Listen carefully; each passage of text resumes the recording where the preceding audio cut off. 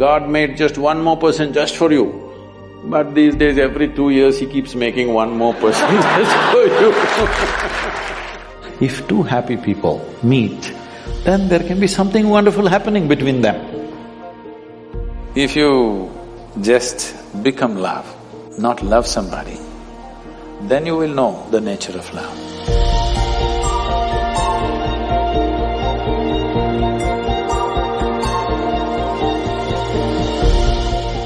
How do you know that the person you are with is the right person for you?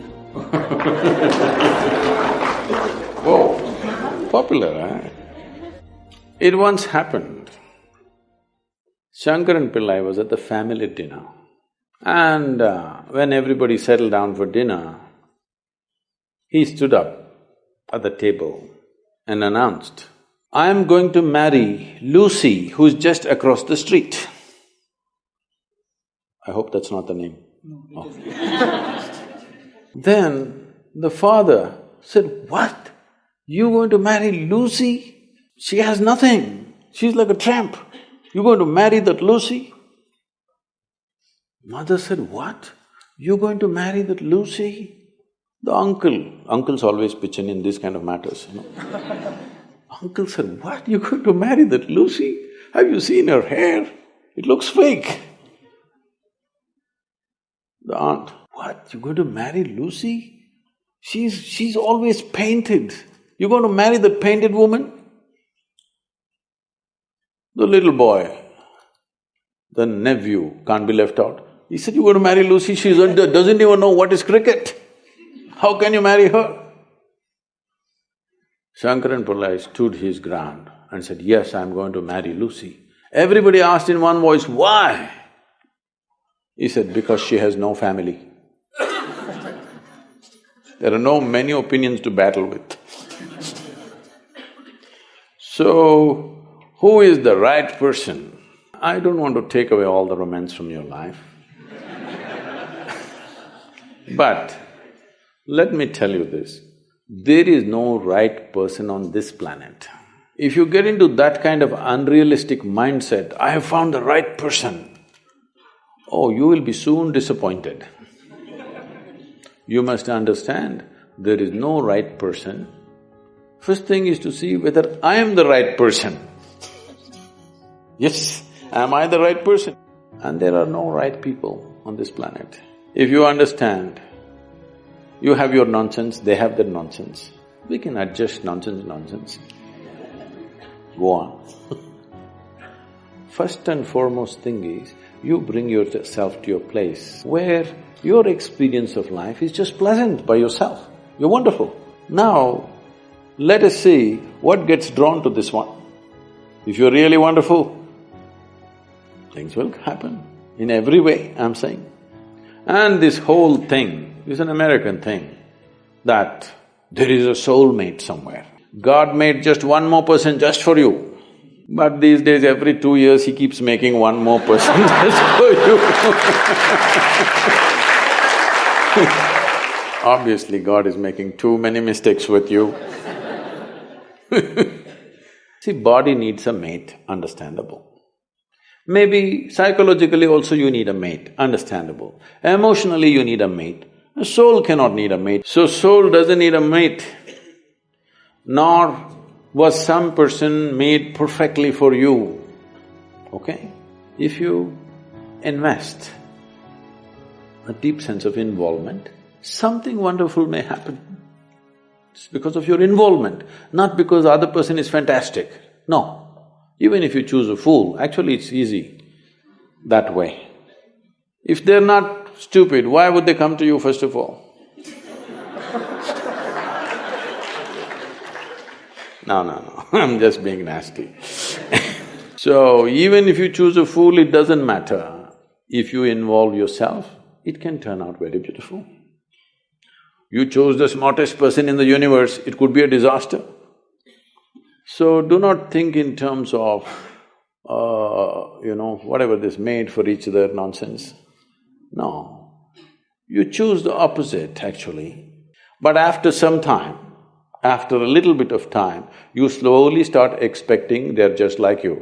This is a serious mistake. Because if one more person becomes just like you won't be able to bear with them for 2 days. Nobody is like you, and that's good. Don't look for sameness, not necessary. Because of the difference you tango, not otherwise.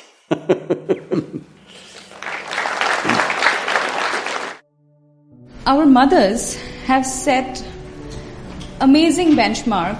The moment you say mothers, Yeah. they're giving a sound ambience of babies crying. Oh, okay. Perfect. That's the halo effect, I think. Yeah. So they've set quite a big benchmark of being an ideal wife.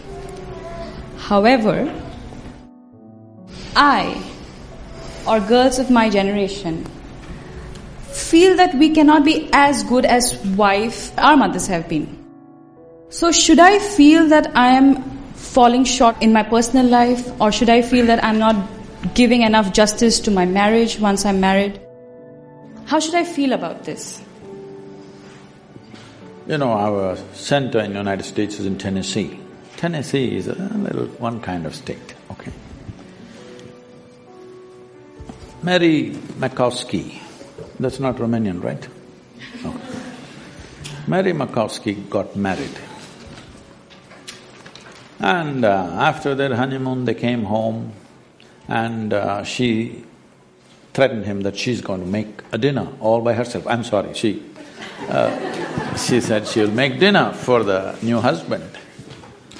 And husband came home from work and she served the dinner and he put it in his mouth and slowly he was chewing on it and went into profound thought. Then she was very excited about this dinner and she said, "There are only two things my mother taught me how to cook, the meatloaf and the apple pie." Then he looked at her and said, "Darling, which one is this?" So, your mother, your grandmother, how they made good wives? Largely it was believed the way to a man's heart is through his stomach. Now today your husband will call Uber Eats and whatever, Quick Picks and this and that and Swiggies and whatever, all right? So, you can't make a good wife based on how your grandmother became a good wife. You can't become a good wife based on how your mother became a good wife. Situations have changed, expectations have changed. It's not in the stomach anymore. For some it's gone up into the head, for some it's gone further south. Yes?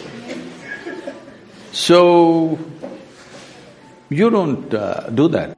Essentially, what a husband and wife means is, because you're not geared, most people are not geared, very few people in this world are geared to make this journey of life all by themselves. They're organized enough within themselves totally. They never feel anything missing in their life because they've made themselves like that. But most people need somebody else to lean on. Either emotionally, psychologically, there are needs in a human being, physical needs, psychological needs, emotional needs, maybe social needs, economic needs, variety of needs. To fulfill these needs, you want to find one person that you can depend on. Because it's very difficult even to find one person with whom you can share everything that you have, your body, mind, emotion and works. So this is the idea. Formalizing it is so that every time you get some little friction, you don't fall apart, so little tying up so that things don't fall apart very easily, all right? Nothing else. The biggest mistake humanity made was, they started saying marriages are made in heaven, that's why it's such a mess. No, it's done here. If you see, marriages are made between us and we took responsibility for who we are, we could have made it work, but the damn thing is made in heaven. Not suitable here, it's because it's alien stuff. Everything is a mess because you think it's made elsewhere by somebody else. If you understand it's made by you for your well-being, to fulfill your needs and your purposes so that you can go through this journey of life with least amount of trouble and friction, then you would handle it more responsibly, isn't it? and according to contemporary needs, not how your grandmother did her marriage. You can't do it that way because expectations and situations have completely altered themselves. So, if you hold somebody who is your friend and who is your need, you must understand. You are in this relationship because you need. Maybe the other person also needs, but that's from their side. As far as you are concerned, you made this relationship because you need it badly, isn't it? If you understand and you're always grateful for this, that somebody is fulfilling all your need, you would handle it well. You wouldn't make a misery out of it. But now you think somebody else needs you, then you will make a mess out of it. You understand, you need it. Well, the other person also needs to understand he needs it. Now there is a cohesion. If you think, oh, you need me, so I'm going to exploit you. No, this is not about you squeezing happiness out of somebody or they squeezing happiness out of you. If two happy people meet, then there can be something wonderful happening between them. But you are a misery and you think somebody else should be the source of your happiness, well, it'll multiply. In this materialistic age, the real feeling of love is disappearing from our life. Most of the love we receive from others and express to others is superficial. How can we reinforce the real feeling of love in our own life and in others? Forget about others. If you learn to be loving by your own nature, not because of somebody else or something else. I know the question is coming from Facebook, there's an enormous possibility. You can even love those people who don't even exist. So I'm saying it's a tremendous possibility. So, if you just become love, not love somebody, then you will know the nature of love. If you love somebody, it's a fickle happening, because no human being will happen 100% the way you want them. Every human being on this planet is going to disappoint you, believe me. Not because they'll do something wrong, because nobody can fulfill the unrealistic expectation you have of them. It's simply not possible. Have you been able to fulfill anybody's expectation, I'm asking you, entirely? Partially, but never entirely, isn't it? Believe me, whoever comes, I want you to know, the ideal people whom you worship, when Krishna was there, his wives complained. All right? Love is not a relationship. A relationship is a different thing. Love is a certain sweetness of your emotion. Whether you look at a tree, or a dog, or a man, or a woman, or a child, or just at the sky, why can't you look at it lovingly? Because it's not about loving the sky, it's about the sweetness of your emotion. If your emotions are sweet, whatever you look at it in a certain way. Right now you have nasty emotions, whatever you look at it in a different way. So you have always associated love with somebody. No, this is not about somebody. Love is not something that you do, it is something that you can become. If you're willing, you can become love, you can make your emotion into a very sweet space. If you make your body very pleasant, it becomes pleasure. If you sit here, it can be great pleasure, just sitting here and breathing. If your mind becomes pleasant, we say this is joy. If your emotions become pleasant, we say this is love. If your very life energies become pleasant, we say this is blissfulness, this is ecstasy. If your surroundings become pleasant, we call that success. Now you're calling your success with somebody as love. That's a mistake. You have a success story with somebody, you're calling that love. No, that is actually success, because that needs lots of management. But for you to be loving, there is no management. If you just make your emotions sweet, your emotions are sweet and it's beautiful, be like this. It's not about anybody. If somebody comes, we can share it. If nobody comes, you can sit here with your eyes closed and still be loving. What's the problem? It is not about somebody, it's not an action. It is not something that you do, it is something that you can become.